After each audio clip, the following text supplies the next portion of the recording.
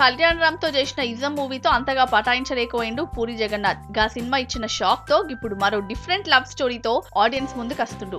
కన్నడ పోరడైన ఇషాన్ ను హీరోగా పరిచయం చేస్తూ గీన రోగ్ అనే సినిమాను కన్నడ, తెలుగు భాషలలో తెరకెక్కిస్తుండు.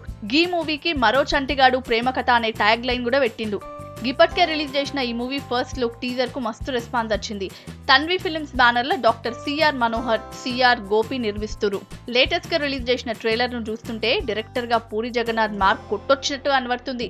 ఇంతకు ముందుగా పూరి తీసిన ఇడియట్, దేశముదురు, చిరుత, ఏక్ నిరంజన్ సినిమా లెక్కనే ఉంది రోగ్ మూవీల హీరో క్యారెక్టరైజేషన్. 10 రూపాయలు ఇస్తే ఏమైనా చేసే క్యారెక్టర్.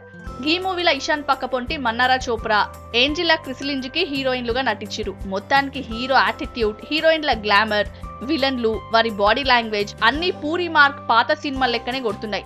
కొత్త సీసాల పాత సారా అన్నట్టు హీరో మారిండు గానీ సేమ్ రొటీన్ స్టోరీ లెక్కనే కొడుతుంది రోగ్ ట్రైలర్ ను చూస్తుంటే.